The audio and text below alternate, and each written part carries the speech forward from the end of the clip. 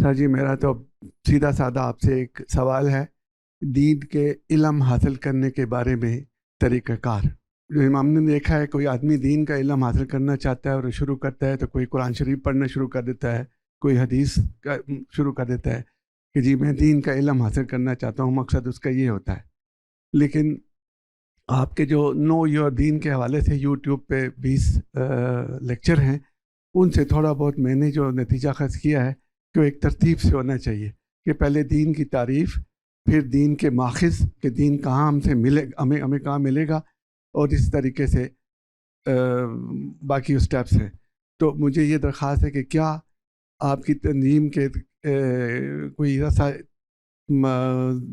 زیر غور کوئی ایسی ڈاکومنٹ یا کوئی ایسی clear cut guideline steps کی شکل میں ایک بندے کے لیے جو کہ دین کا وہ علم حاصل کرنا چاہتا ہے، جس کے بارے میں آپ کہتے ہیں کہ 5-6 مہینوں کی بات ہے کہ آپ اس میں کر سکتے ہیں، جو ضروری علم ہے، عالمانہ لیول کی بات میں نہیں کر رہا ہوں، ایک بالکل مبتدی یا ایک عام آدمی سے۔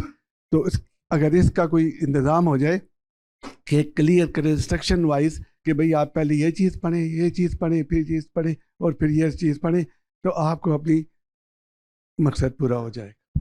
شکریہ جی۔ الحمد للہ رب العالمین والصلاة والسلام علی محمد الامین فاعوذ باللہ من الشیطان الرجیم بسم اللہ الرحمن الرحیم۔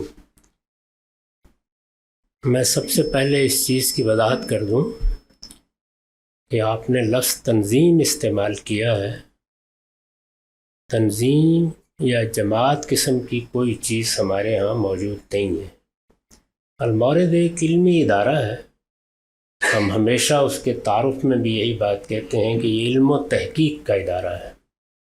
اس میں ہر سطح پر تعلیم کا بندوبست کیا جاتا ہے یا محققین کو سہولتیں بہم پہنچائی جاتی ہیں کہ وہ مختلف موضوعات کی دقت نظر کے ساتھ مطالعہ کر کے مزید شرح و وضاحت کریں۔ اس میں ہم نے یہ صحیح ابتدائی سے کی ہے کہ ہر سطح پر تعلیم کا بندوبست رہے۔ تو میرے نزدیک جو لوگ دین سیکھنا چاہتے ہیں ان کو سب سے پہلے یہ فیصلہ کرنا چاہیے کہ وہ کس سطح تک سیکھنا چاہتے ہیں۔ عام آدمی جو صرف یہ چاہتا ہے کہ اسے معلوم ہو جائے کہ میرا دین کیا ہے، اس کے مجھ سے بنیادی مطالبات کیا ہیں، مجھے زندگی کیسے بسر کرنی چاہیے، میں اس کو ہمیشہ یہ نصیحت کرتا ہوں کہ وہ اللہ کی کتاب قرآن مجید کو سنے اور پڑھے۔ قرآن مجید کے لیے سننے کا اہتمام بھی اللہ تعالیٰ نے بہت بڑے پیمانے پر کرنے کے اسباب اس زمانے میں پیدا کر دیے ہیں۔ دنیا کی ہر زبان میں آپ قرآن کو سن سکتے ہیں۔ میں سننے کا ذکر اس لیے کر رہا ہوں کہ قرآن مجید اپنے فارم کے لحاظ سے، جو قالب اس نے اختیار کیا ہے اس کے لحاظ سے سننے ہی کی کتاب ہے۔ اس کا اسلوب خطبات کا اسلوب ہے۔ اس وجہ سے اگر آپ اس کو سنیں گے، عربی زبان میں تو کیا ہی کہنے ہیں، لیکن ترجمہ بھی سنیں گے تو وہ آپ کے دل پر زیادہ بہتر تاثیر کے ساتھ وارد ہوگا۔ اس وجہ سے اللہ کی کتاب قرآن مجید تو ہر حال میں پڑھنی چاہیے، اس کو سننا چاہیے۔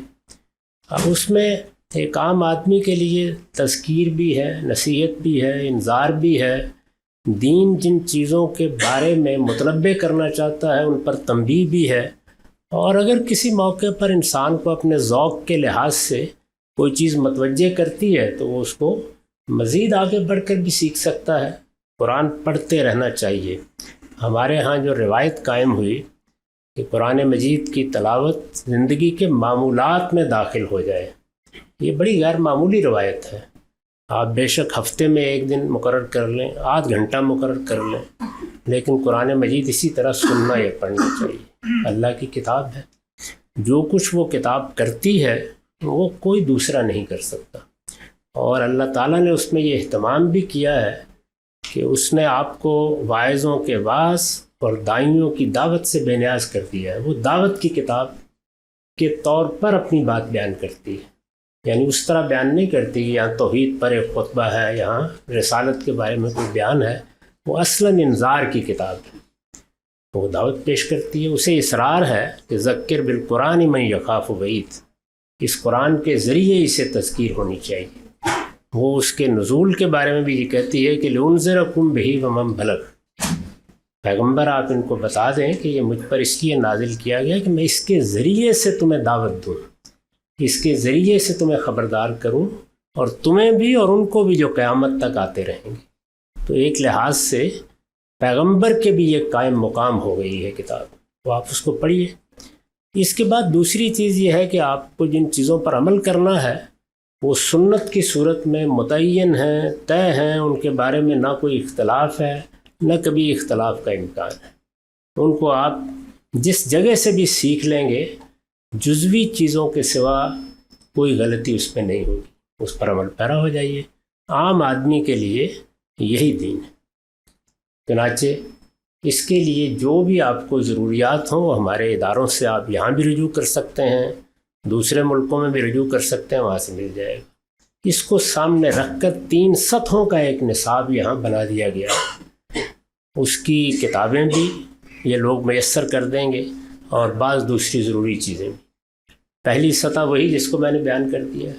دوسری یہ ہے کہ آپ اس سے آگے بڑھ کر استدلال کے ساتھ اپنے پورے دین کو جاننا چاہتے ہیں، اس میں کیا چیزیں پڑھنی چاہیے ان کو ہم نے متعین کر دیا ہوا ہے، اور میرا خیال ہے کہ آپ یہاں کے لوگوں سے رجوع کریں گے تو وہ آپ کو مختلف صورتوں میں میسر کر دیں گے۔ اس کے بعد پھر ایک آخری سطح وہ کمپیریٹیو مطالعے کی ہے، تقابلی مطالعے کی۔ ظاہر ہے کہ دین کو سمجھنے کا عمل ہم نے آج شروع نہیں کیا، وہ 14 صدیوں سے جاری ہے۔ مسلمانوں میں علم کی ایک بڑی غیر معمولی روایت قائم ہو چکی ہے، اس میں پھر مختلف تعبیرات ہیں اور مختلف منہاج ہیں۔ جیسے اگر تعبیرات کے لحاظ سے دیکھیں تو صوفیانہ تعبیر ہے، اسلام کی سیاسی تعبیر ہے۔